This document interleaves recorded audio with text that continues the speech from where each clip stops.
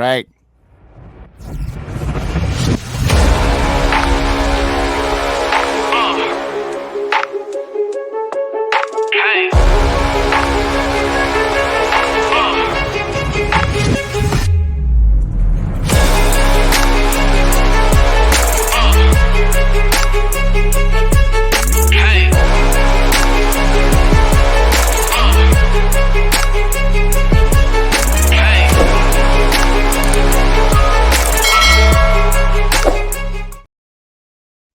All right. Welcome to the weekend warm-up, DynastyProsFootball.com, bringing you the injury news, the starts and sits, all of that stuff that you come in here expecting.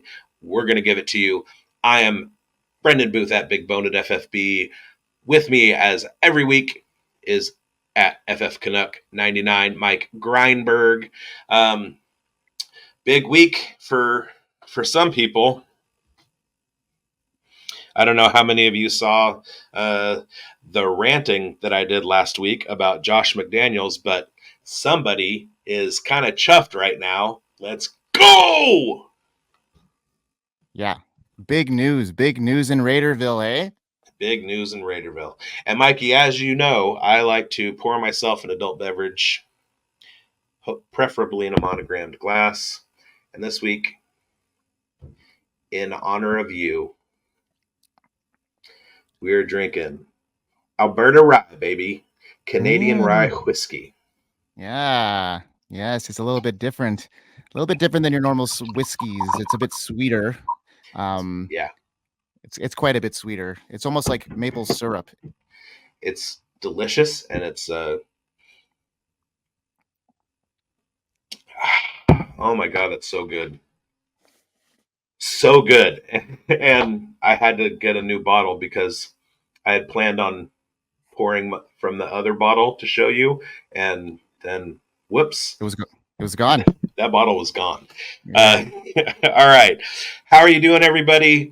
Please like this video, comment, share it on all your social media outlets, and hit the bell so you get notified. We love having you in here, and we should get started. Mike, what's up?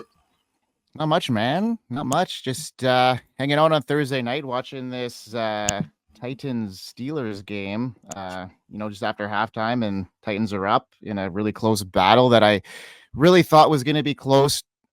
Really, really good Pittsburgh team at home, and now hot team coming off a big win. Bananaramaville. What do you think about that?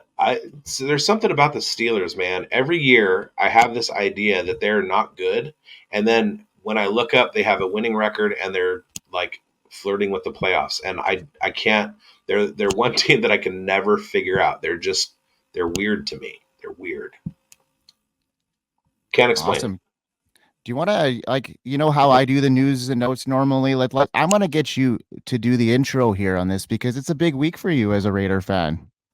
What are you talking about? Well, a couple things happened there. I didn't know there was any Raiders news. Oh my God. So Halloween night, while the West Coasters were out trick-or-treating, we all got the word that Mark Davis had axed Josh McDaniels and Dave Ziegler, and Mike Lombardi, the offensive coordinator, brought up a couple of guys. Antonio Pierce, former linebacker, he's going to cover the head coaching duties. They brought in a new GM who looked like a deer in the headlights at the press conference, but he should be okay, at least, in the meantime. It's after the trade deadline. So that's one thing that we don't really talk about as far as like coach firings and everything, regime changes with NFL teams. The first indicator is, especially with a GM position, is when some of those milestones are hit in the season where it doesn't require somebody. You can't make trades. So the GM's not going to really do much with that. They're not signing contracts unless it's somebody coming in on the, from an injury who's already a free agent. And they're not worried about the draft. They have their scouts everywhere doing the draft scouting right now. So to have somebody who's a placeholder as a GM is not really that big of a deal until after the trade deadline. So stoked in Raiderland. Raider Nation was so relieved. We had high hopes for McDaniels just because of his legacy as a coordinator and the rings on his fingers. But as soon as he came in with a really poor management style, just like every manager that I've hated working for, trying to fit square pegs into round holes, trying to make everybody do his way or the highway, it didn't work out, and he lost the locker room. He severed ties with a Raider legend. It came as welcome relief, and it's time to watch the Raiders go on a 9-game run and make the playoffs with their rookie quarterback Aiden O'Connell. I don't want to spoil anything, but just let it lay that I am happy. Well, and you should be. Hopefully, this is a change of things and a good change for the suffering fans of the Las Vegas Raiders. So, trade deadline, not a crazy trade line, but a couple of really big moves that need to be mentioned. Quarterback Josh Dobbs is now a Viking. The Vikings didn't waste much time in bringing in a replacement for Kirk Cousins, who suffered a devastating season-ending Achilles tear. Heartbreaker for Cousins. Another one? Yeah, Come on! It looked exactly like that Aaron Rodgers one. I knew almost as soon as I saw it that it was an Achilles, but we had to wait for the reports. Dobbs should be serviceable in your for your fantasy assets. Of course, they won't be as efficient as they would have been with Cousins in the lineup, but not all hope is lost. Justin Jefferson should be back soon and will still be obviously Justin Jefferson. The other pass catchers take a slight bump down, but it's not a catastrophic end. So I think Dobbs will come in, give the Vikings, a chance. Yeah. But like the Lions looked really good this week on Monday night, so I still don't think they have a chance to win that division, and it's going to be slim pickings for them to get in as a wild card. Well, Dobbs does offer a little bit more mobility than Cousins did, and that could help push the offense a little bit. I know Kevin O'Connell was like pretty happy that Dobbs was available and brought him in, and he's just not going to start this week. So if you are a Dobbs owner, he's not starting this week, but if he's on your waiver wire, get him into your building, and he'll be ready to go next week. And these are going to be really important reps for Hall anyway to get in, right? So I think it's a win situation. The Vikings do need to win this week, so we'll see what happens. Yeah. 49ers trade for defensive end Chase Young, arguably the biggest splash of the day made by the 49ers, adding Young. Wow. Coming from the Bay Area, what are your thoughts on this one? Being from the Bay Area, I am surrounded on all sides by 49ers fans, and that as soon as that news hit, I was like, damn, that is quite the addition to that defensive line. That's pretty studly already. And the craziest thing was that he came cheaper than Montez Sweat to the Bears. Bolster that defensive line. And if you're a quarterback and you come up to the line and you look over and you got Chase Young on one side and Nick Bosa on the other, you want to not be there. Yeah, exactly. Well, you did mention Montez Sweat. Bears only having 10 sacks to start the year, made a move to help them out in that category. The Bills also picked up another cornerback in Rasul Douglas. Former Raider. Yeah. Lions bring in wide receiver Donovan Peoples-Jones, reinforcements for a team that is looking good as the top seed in the NFC. I like this move for the Lions and should add some depth at wide receiver. I love DPJ. He was an 800-yard guy last year.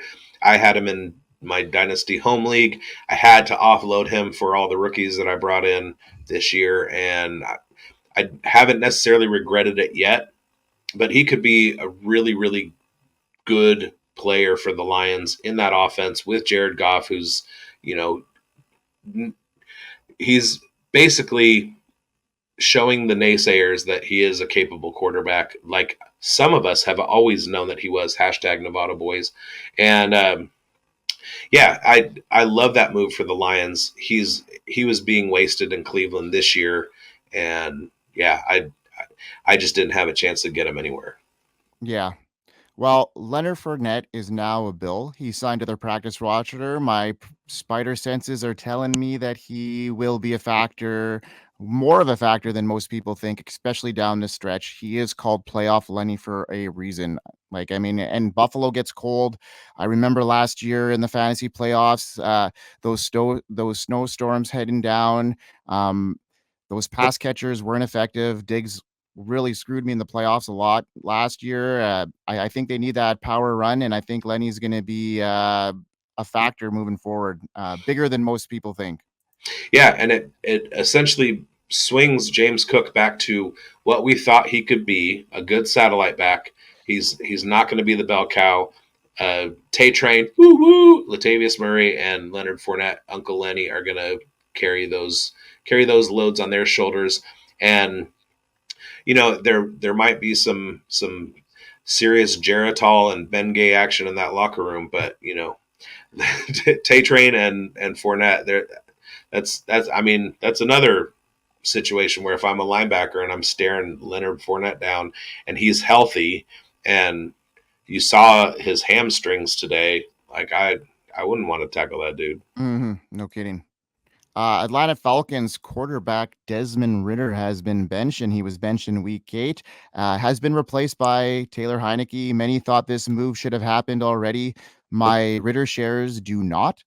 Although it looks like Heineke will be a better for fantasy managers that own Pitts and London shares, although London shares might have to wait another week. Yeah, Heineke is a capable backup. You saw that last year where he totally outplayed Carson Wentz and stalled the development, or not the development, but stalled the debut of your QB8, Sam slinging Sammy Dots Howell. My Sam Howell shares are woo looking good right Loving it. now. I have a bunch of super flex where I waited and waited and waited and took a lot of CJ Stroud and Desmond Ritter, and I had to go pick up some free agents this week. so Yeah, so yeah. I mean, I don't know if it's as much Ritter himself or the system the way that it is, but I don't think that anybody should need more than a quarterback that can hand off and maybe run on his own sometimes in that Falcons offense. Yes, that wastes Kyle Pitts and Drake London and Mac Hollins and whatever, but you got Bijan, you got Tyler Algier, and Ritter has sticks that can move. So uh, maybe Arthur Smith was onto something, and then Ritter made a few too many mistakes. Heineke should step in there and be pretty good. I agree. So we have 4 buys this week. We have Denver, Detroit, Jacksonville, and San Fran. All of these teams outside of the Broncos are in need of this buy, and it has come at a great time. Detroit has Sun God, Gibbs, and Monty all banged up. Etienne looks like he needs a break to heal his ankle. The 49ers should have Debo back after their bye, and boy, do they look different without him. Back-to-back losses there. These buys aren't great this week for fantasy managers, but hopefully they will reap the rewards once these guys return from injuries. Yeah, I Niners took a turn. Yeah, totally. Well, hopefully they get healthy here, and now they're gonna have Chase Young entering that lineup, and all wheels up because there's not much competition in that division outside of the Seahawks, who don't look that great either. So They actually looked pretty good last week. yeah, they're mounting and they're getting healthier too. DK Metcalf is back now, so we'll see how that shakes up.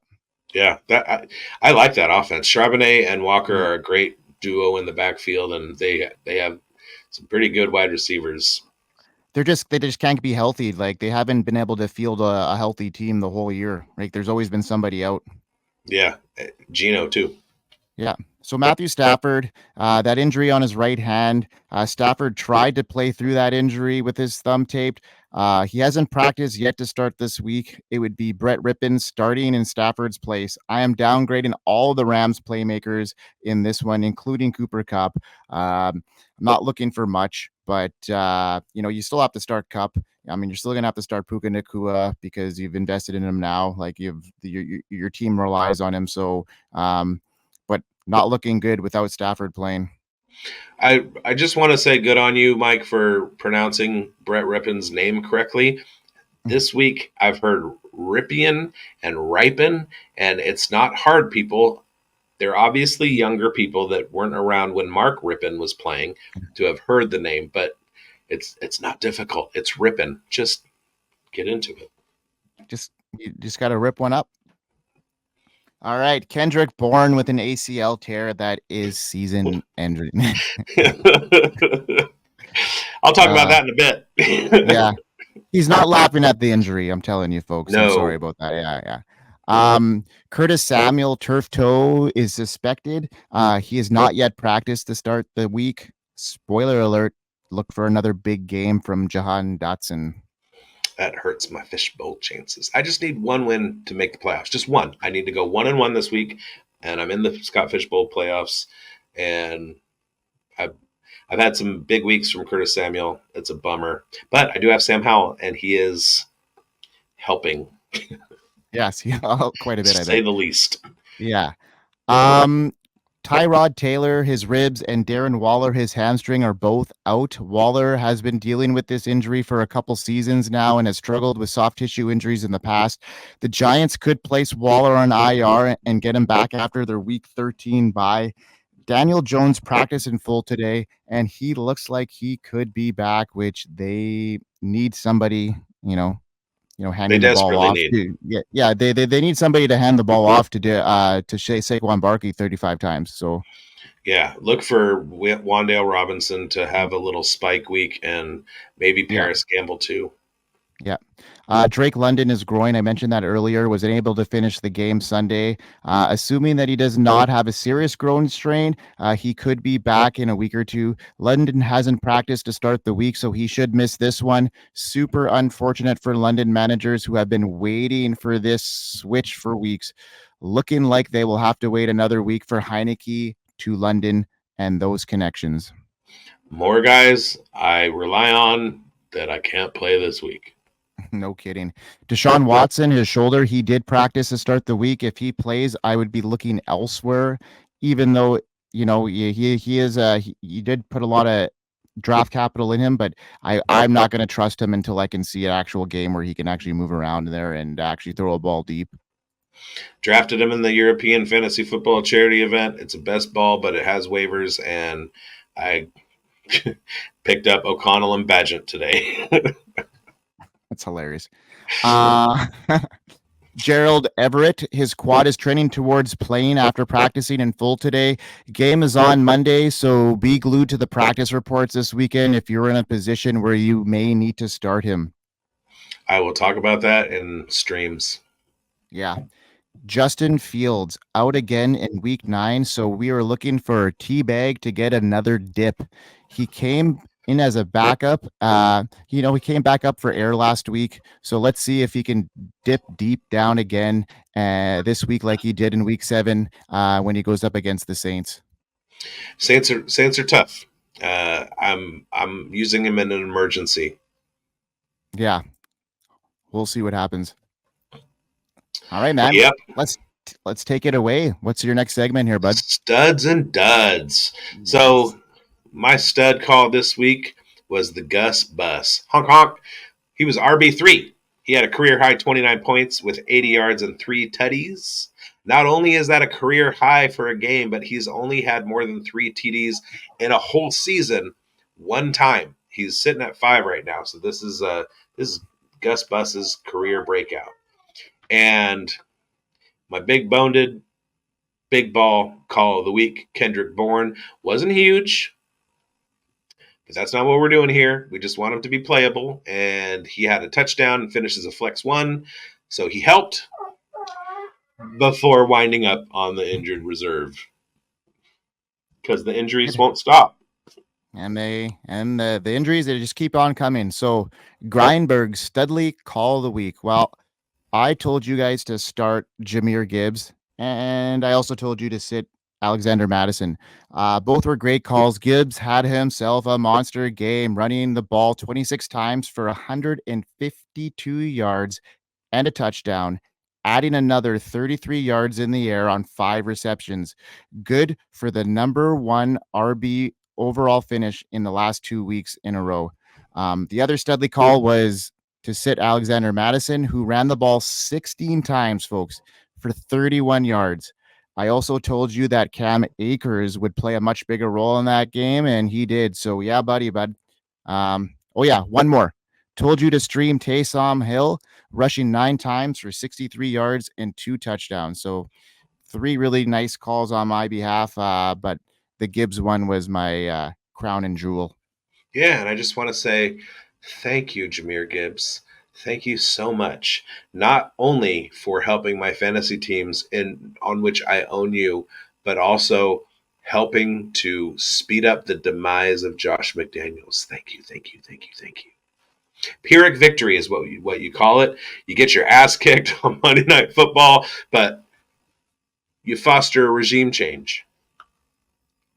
All right, so if you listen to Mike and I, you likely led your league in points this week, unless you sat my Dudley.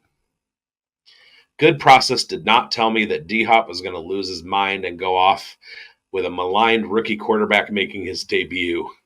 D-Hop finished with 39.4 points, a total he has matched only once since 2018. 5 years, he's only hit that number once, other than last week. So I'm sorry to you guys. I'm sorry to D-Hop. My declaration of your demise was premature. And I also thankfully whiffed on Josh Jacobs last week. He had a solid enough game and should only be going up from here. Yeah. So my Dudley call was I told you to start Josh Palmer. He did get injured in but he did get injured in the game, but that still was my fault. He was questionable all week, and I should have been more cautious to you all. I should have just not made that call because, he didn't practice Wednesday or Thursday leading into the weekend. And re-injury was pretty likely. So I'll let you take the L on that one, because if you hadn't put him in your starts, I was going to. So we're good. We're good there. All right. On to the starts this week. My first start is Derek Carr, the Gold and Black, the other of my NFC teams. I mean, you got to have silver or black, and so I got the Lions and I got the Saints. They're my NFC side dishes, if you will. They play Chicago this week. Vegas has Nolans at 24 points scored this week. The game is the second highest Vegas pace of the week.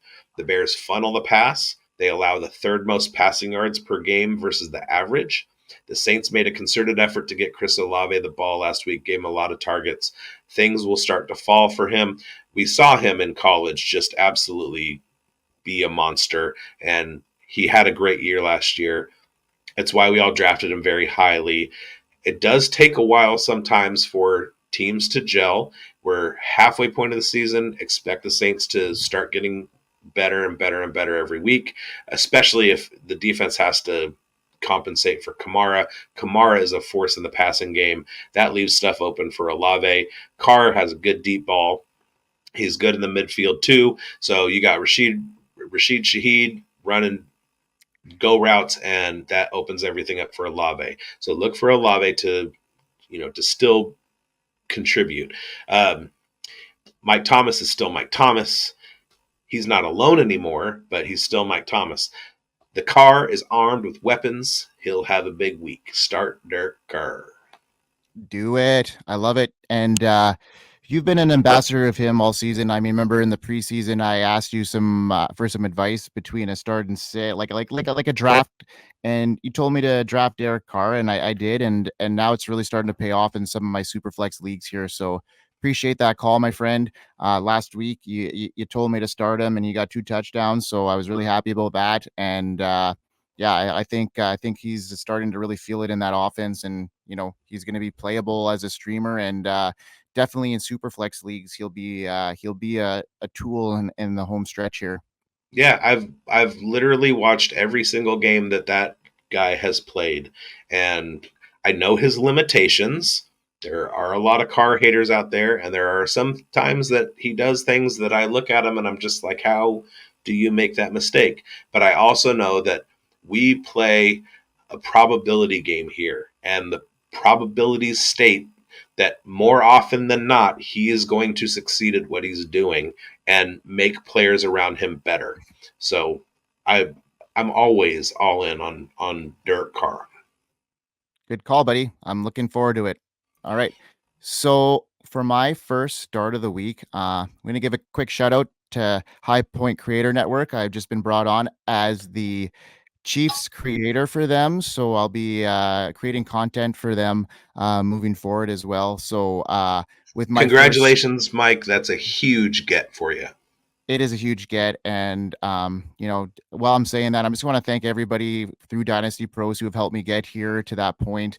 I appreciate everybody that has gotten me here, friends, family, the supporters. They're all here. They're all here in my corner, and they're wishing me success, and I appreciate everybody here. So I'm going to go with my first start of the week with one of my Chiefs players because I think he's going to have a big game. It's Rashee Rice versus the Dolphins. Kansas City, Rashee Rice will match up with the 16th ranked passing defense, the Miami Dolphins, in a game of the week. I can't wait for this one. The Dolphins ranked 16th against the pass, giving up an average of 221 yards per game. In his past 3 games, he has earned 15 targets for 13 receptions that led to 188 yards and a touchdown. In his past 2 games, his snap share has increased to like 10%, and he is now playing at least 60% of the snaps. I'm looking for the Chiefs to start leaning on their best receiver more often. Cut the crap, KC. I'm looking for Rice to start commanding 75% snap shares and earning 20% target share moving forward. Get Rice in your lineups this week and get your Sunday off to a good start. Rice should be a high-end wide receiver 3 flex play this week at minimum. Like a blind man looking for his toothbrush, the Kansas City Chiefs have been looking for a wide receiver to break out and be the number one reliable target other than Travis Kelce. I would suggest everybody go to dynastyprosfootball.com and search by author and find me, where I told you that Rashee Rice is everything that people thought Sky Moore was going to be. Unless he has a bad week, and then I don't want any of that shade. But yeah, I'm a Rashee Rice truther, so that's a good call. I'm starting him everywhere. All right, my second start, Zay Bay. If we jump into the Wayback Machine and go all the way back to when I was talking about the Bears defense, remember that before, like all the way back there 3 minutes ago? The Seahawks are just like that, only more. They funnel the pass more, and they allow more pass yards per game over the average than the Bears do. I have Lamar in the fishbowl. I have Zay Flowers in my home league, and they're going to carry me this week. Zay Bay, Zay Flowers.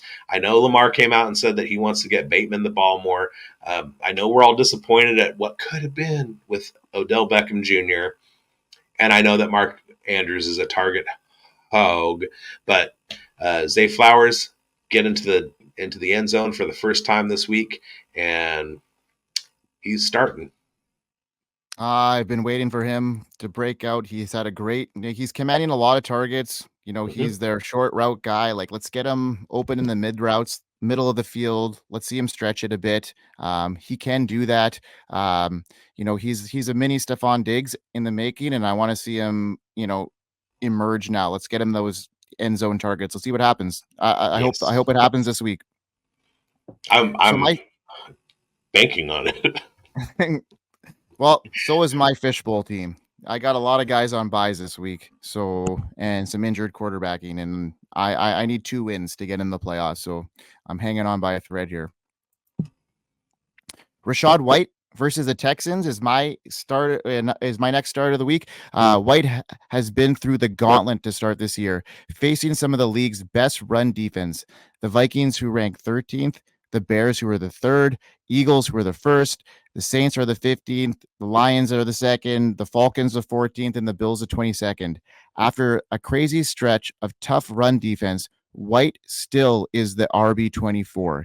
His usage alone makes him a must start every week. He should get his usual 75% snaps when they go up against the Texans, who rank 18th against opposing running backs. Just like last year, the Bucs are using short passing out of the backfield with their running backs instead of running the ball regularly. Great stuff for White, who has 13 targets in his last 2 games. Look for that trend to continue this week in a game that I expect to be a tight affair, which bodes well for White and his usage.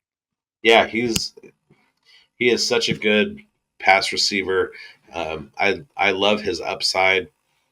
He's unfortunately playing behind an offensive line that does not do him any favors when he is taking handoffs. But that's just something that the Bucs need to work out. But when he is out and catching passes, that's where all his upside comes from. And I love Rashad White. But Mike, do you smell that? Do you smell it? You smell it too, right? I smell it. I do. Yeah. I smell a shootout. So many shootouts this week. I smell many shootouts. This is the week of shootouts. Kansas City and the Dolphins. Shootout. Philly and Dallas. Shootout. Colts and Carolina. Low-key shootout. They're all games that should have over 40 points of scoring potentially, according to the odds makers in Vegas. The Buffalo and Cincinnati Bengals Sunday night game has the second highest implied point total this week. And with Dawson Knox out, everyone gets more targets in this offense. The offense changes to the tune of 12 targets last week for Davis. Davis. I live in Davis. The guest on my podcast this week, his last name is Davis. And now I'm telling you to start Davis. Gabe Davis. So start Gabe Davis. The universe is telling you to start Gabe Davis. There's a Davis thing happening here. Start Gabe Davis this week. All right. Let's do it. I went a long way for that one. Yeah, you did. But you know what? There's a lot of nice games. We haven't really touched base on that. And they're in prime slates. We start Sunday morning, Miami and the Chiefs. You know, we've got the 3 o'clock 6:30 a.m. for me. Yeah. Well, sorry. I love it. Yeah, it's great. But the afternoon game, Philly and the Cowboys. And then we finish it off with the Bills and Bengals. How much better can we get? 3 major prime. I could take a snooze in the noon games and just watch those 3 games and be content for the whole day. That's how fulfilled I'll be. I always take a nap in the second slate. I'm an old man. Yeah. Okay, so my last start of the week is Jahan Dotson versus the Patriots. It has been well documented that I predicted a huge breakout season for Jahan Dotson that just hasn't quite panned out yet. Maybe better late than never. I knew it would take time for Dotson to adjust to his new quarterback and the new system that was brought in when Eric Bieniemy was hired this offseason. My guess is that this last week was Dotson's breakout, where he was targeted a season high 10 times, caught 8 of those passes for 108 yards and a touchdown. I'm thinking that this was his breakout game, and I'm predicting a strong finish this season for Dotson, and he will continue to build off his great game last week when he faces the Patriots secondary that ranks 26 in the league versus opposing wide receivers. With the news that Curtis Samuel is unlikely to play, I am starting Dotson as a high-end wide receiver 3 flex play, but he could get into that wide receiver 2 range like he did last week with that upside. And it looks like he's being dialed in and being targeted now. So I think this breakout is now happening. Holy hell, I hope so. Oh my God. So much high draft capital invested in Jahan Dotson this year from all of us. I mean, he and just like let's get it. You got a capable quarterback, get him the ball. McLaurin offsets him really nicely. Thomas is having a good year. I mean, I really like the Washington Commanders offense around the offensive line, who are garbage. I talked about that last week, but it stands. Like, I like their offense. They just need to not get sacks to take them out of the game. And their defense is good, and I don't think that they're going to lose a lot watching Montez Sweat. People say that they're tanking.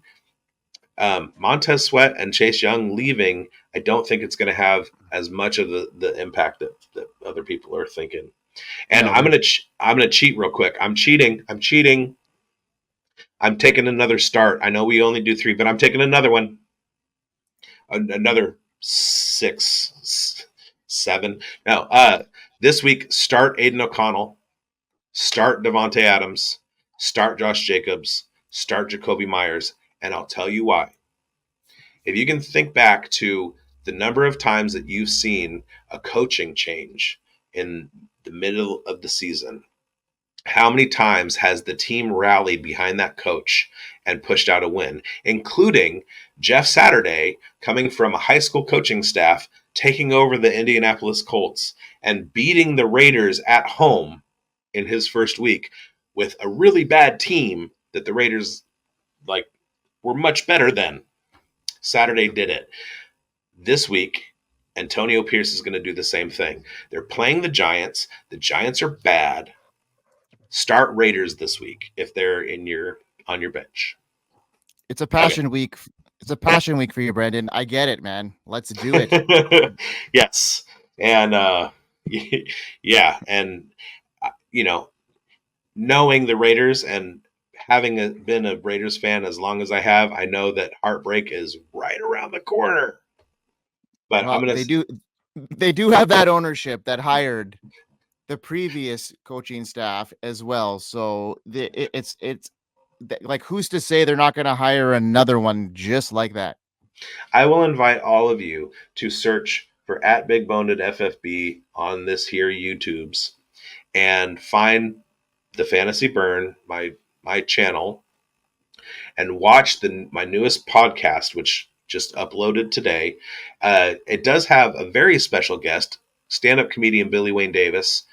He has a great interview in the first part, and then in the second part of the video, the last hour or so, my Twitter boy, Know the Game 38, and I talk about the Raiders coaching changes and what that means for everything going forward. The reason I bring that up is because we touch on the things about Josh McDaniels that were rose-colored when he was coming in. And I said a little bit at the beginning of this video, but there was some pedigree there. There were some reasons why you could be optimistic about McDaniels coming in. Those things didn't change. What changed is his demeanor and how he tried to run an organization. Those are the things that didn't work, and everything else fell apart around them. And it all started with him scuttling Derek Carr and the other. I mean, I could go on and on and on, and I'm not gonna. Mm-hmm. But just watch that video, and that'll tell you my take. All right, so I was gonna jump on here and have DeAndre Hopkins as a sit. Lightning can't strike twice, right? Just kidding. That's tonight's game, the Thursday night football game. This video is not going to be out there for that. So my first sit this week is going to be Josh Downs. Everybody has been on the Josh Downs train.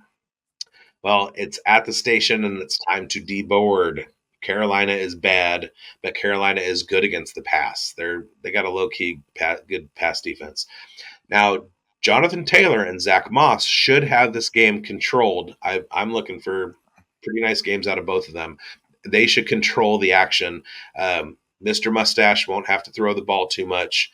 Nobody allows fewer passing yards per game versus the average of the Panthers. And the reason for that is a combination of being good against the pass and not good at playing with a lead. They're not a great team, so it's easy to take that ball, hand it off, and control the time of possession, and even eke out a win. I don't see Gardner Minshew having a huge game. I don't see the Colts wide receivers having a good game.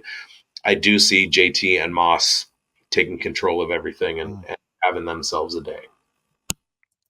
All right, man.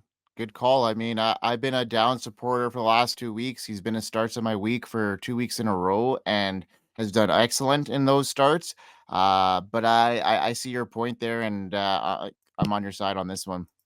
It's a volume thing, and Exactly. the fact that the Panthers are a clamp against the passing game anyway. They're not going to need that quick, short passing game in this one. They're going to be running the ball like crazy, like you mentioned. All right, so my first sit of the week is Jackson Smith-Njigba versus the Ravens. Coming off another nice game, he has now put together back-to-back games in which he has earned 11 targets that turned into 7 catches for 99 yards and 2 touchdowns.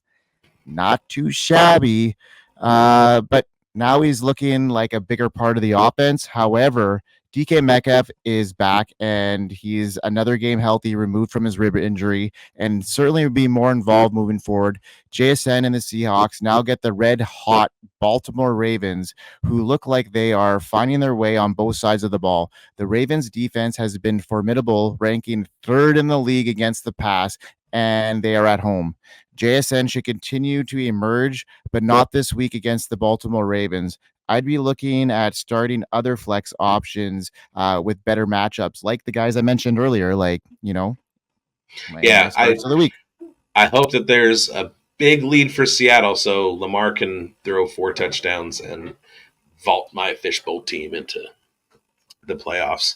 But yeah, JSN, I mean, he got vultured on a touchdown in the mid-range red zone by Jake Bobo, phenom. And I love Jackson Smith-Njigba, but that's a lot of mouths to feed in that offense. And yeah, against a good defense like Baltimore, I'm looking for other guys like the Raiders. All right, my last sit is pretty simple. The New York Giants. Saquon Barkley is probably going to have a good game, but Daniel Jones, Wan'Dale Robinson, Paris Campbell, Sterling Shepard, I don't see them having a huge game. They haven't been playing well. The Raiders are going to have their ears peeled back, and they're going to be motivated to have a win for Antonio Pierce, especially considering that Antonio Pierce is a former New York Giant. This is one of those games where, as an analyst, I hate bringing in things like heart and want to and stick-to-itiveness and things like that. But sometimes there are ways to elevate a game beyond statistical performance, and I think that the Raiders are going to have that week this year, that have that phenomenon happen this week, and the Giants are going to be the victims of that. So unless I have Saquon Barkley, he's in my starting lineups. But everybody else that I have, they're all sitting. Yeah, I mean, that's going to be an ugly game. Pure and simple. So I'm going to go back to back here because you did your 2-banger there. So I'm going to go with Hollywood Brown versus the Browns. Allow it. Rookie Clayton Tune gets the start with Kyler almost ready to go. Toon is going to be a sitting duck and is looking like he will be getting tuned up this week against the best defense in the league in the Cleveland Browns. Hollywood is up against the number one ranked pass defense in the league, only giving up an average of 163 yards a game. With the Toon news and this game being in Cleveland, I would be once again looking elsewhere than starting Hollywood Brown in this one. I actually wrote my entire Sit Hollywood Brown blurb, and then as I was scrolling through, I went, "Oh, Mike already did it." So I'm totally on board with this one, and I like Clayton Tune. I think he has some low key rush upside that people don't really know about against any other defense but this. Mm-hmm. And there's a reason why Kyler Murray is ready but not playing in Not this game. playing. And it's because they're like, okay, let's throw the kid out there. If we're going to get massacred by the Browns, let's have the kid do it. And then Kyler can come back later. Can you imagine your first start in the NFL going against the Cleveland Browns defense? Like, Or the 85 Bears or the 2000 Ravens or, you know, like, or Jack Tatum Raiders teams. Like, yeah, that's. No, thank you. Garrett yeah, exactly. staring down Garrett like, I need to get rid of this ball pretty quick. So I'm going to get you to take off your headset here because you're not going to want to hear this one. Oh no, I've read it already. Ah, man, I'm sorry.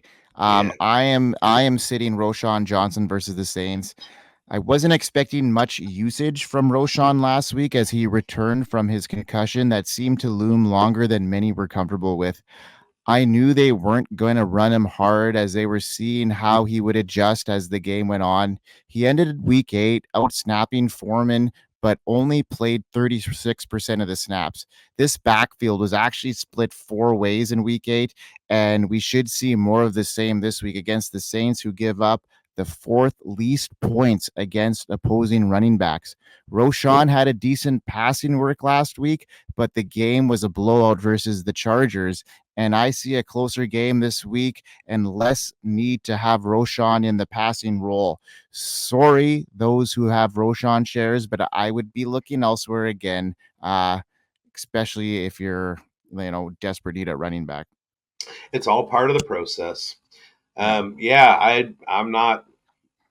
He's not in my starting lineups where I don't have to put him in due to injuries and other stuff. Mm-hmm. All right, on to the streamers, and I think you can tell what's coming up with this one. Defense, special teams. Start the Las Vegas Raiders. I already explained it when I was talking about starting their offensive players. That it's all about motivation this week, and this is not just like wishful thinking. If this was another situation with a different team, I would be saying the same thing. And the Raiders have had some big games on defense this year. They've had some nice scoring DST games. So again, if this was another team that was going through this, I would be pushing the same stuff. Yeah. Yeah. I mean, this was actually a pretty damn easy week for you to prepare for, considering half of your content was Raider based. So lovely job. I mean, like, tip of the hat to you. I mean, it doesn't happen often that 90% of the news happens around you. So Yeah, awesome and stuff. being the player profiler AFC West news desk guy, I had already written up Aiden O'Connell. I already had written up Jimmy Garoppolo sitting. Those were some of the best passion projects I've had this week, was writing their player news on Player Profiler. So just giddy about it. I already recorded an hour-long part of a podcast about the situation, and it just like this week has just like flown right into like it's Raider Nation, baby. Yeah. So my DST streamer of the week, and I'm going to give a shout out to some homeboys back here that have been waiting for me to shout out their Packers in any form of What any sort of up? way. What up, Packtown? Parker and Ryan, this one's for you, boys. So the Packers are going against the Rams this week, and it's looking like Stafford will miss this week. So I am rolling with the Packers this week to put the pressure on Brett Rippon and the Rams. Yeah, that's a good call. I am all for it. If I wasn't already starting the Raiders. All right, and with my tight end streamer, I think you know where this one is going to. Mm-hmm. Psych, not Michael Mayer. I am starting, or at least streaming, Dalton Kincaid. He has arrived. Again, like I said before, this game is going to be supercharged. Kincaid has 15 targets in the last 2 weeks. He's turned that into tight end 7 and tight end 8 finishes. If he's still on the waiver wire, which I doubt, but I'm still like I think I picked him up in one league this week. He's just been a bench tight end for me. Grab him because he's not going to look back after the breakout we were looking for. And oh, by the way, the Bengals allow the most fantasy points per game to tight ends of all the NFL defenses. However, if Kincaid isn't available, because I know this is a streamer thing, so we want to talk about guys that are available. I just wanted to put some shine on Kincaid this week. Watch the news. Grab Gerald Everett if he's playing, or Donald Parham if Everett's out. Now, this is going to take some faith, but you're already streaming tight ends anyway. You're going to have to wait until all the games are over and find out what's happening on Monday night. The Jets allow almost as many points per game to tight ends as the Bengals do, and the Chargers look like they're starting to cook with Kellen Moore. Again, like I talked about with the Saints, sometimes it takes new situations to kind of get going, just like Carr playing with Dennis Allen and new receivers, Kellen Moore coming in and instituting some of his own game planning and stuff in LA with the Chargers. That looked last week like things were starting to fall into place. Also, Donald Parham had a pretty good game after Gerald Everett came out. So I would put the Chargers tight end into my starting lineup, whoever it's going to be. Yeah, good call. Good matchup. All that works out. So, what? I forgot my big ball call of the week. Well, we'll finish it off with that. How about that? Okay. Well, no, I mean, I just forgot to write the thing in the notes. It was Gabe Davis. Gabe Davis. Yeah. His big ball. Big Brandon Booth. Call. There you go. Call of the week. No fanfare. I feel like I cheated myself and the viewer. All of the above. Yeah. So sorry, folks. His balls were big. Sorry. All right. So my last tight end streamer here, or my tight end streamer, is Trey McBride. After a monster breakout game where he went for 10 receptions for 95 yards and a touchdown, McBride had made the most of the Zach Ertz injury. McBride was 5th in targets per route run for tight ends prior to Ertz going down, and now you see what is happening when Ertz is done. I am looking for McBride to be a top 10 tight end here on out, especially once Kyler Murray returns. We talked about that tough matchup against the Browns, but they tend to funnel targets, the Cardinals, to their tight ends, and they are going to have to pass the ball in some way this week. So, McBride getting 6 catches for 50 yards and potentially a touchdown is still a good streamer in my opinion. So I'm going to take him as it is. Yeah, and one of the things that you find with tight ends, especially when a team is playing against a really good defense, is that because they are the third or fourth option in a quarterback's read progression, they become an emergency landing spot for those targets. Satellite backs and tight ends, a lot of times, those teams are finding themselves in third down situations. They're getting their receivers locked down, and the safety outlet is tight ends in the midfield and satellite backs. And so against better defenses, they tend to have fairly good games while the receivers are not. So if anybody is going to have a serviceable game against the Browns with the Cardinals, it's probably going to be Trey McBride. Awesome. Thanks for reassuring my emotions here. It's all good things. Oh, you're welcome. All right, man. Well, that's about it for another week of the weekend warm up. Thanks again to everybody for joining us on the Dynasty Pros Football Network. Thanks Thank to you, everybody guys. thanks for the support. The show is always growing and we appreciate it. Please continue to like and share. It means the world to us. Brendan, you want to remind everybody where they can find you and all your content? Oh, heck yeah, I do. Yeah, push those buttons, people. All right, find me on Twitter. Go to Twitter and put in the search at Big Boned FFB. Not Big Boned, Big Boned. My weekly Substack newsletter is linked in the Twitter profile. My Devy Battles and Dynasty Dilemmas can be found at dynastyprosfootball.com/author/Big Boned. I write for playerprofiler.com. I have huge things coming up, so try and tune into my Monday meltdowns, and you'll hear all about them. Big for me guests. That's on my YouTube channel, The Fantasy Burn. It'll be at Big Boned FFB in the YouTubes, like I said, or you can go into the YouTube search and just type in Monday Meltdown, and it's like the third. There's not a lot of things called Monday Meltdown, so it comes up pretty regularly. Just put that in and then look for the tiles across the screen that relate to fantasy football, and that's me. Also, gotcha again. I'm done. Mm-hmm. Who doesn't? Okay, and then you can find me on Twitter or X at the Fantasy Football Canuck 99. All my written content at dynastypros.com. And I am now the Kansas City Chiefs creator for High Point Creator Network. So you'll be able to check out more of my stuff there as it comes and drops. So looking forward to a new opportunity. Thanks for joining us, everybody. Have a great week. Hopefully our starts and sits do you well. Brendan, you have anything else to add before we kick the road? I hope you win. I hope you win. Boop.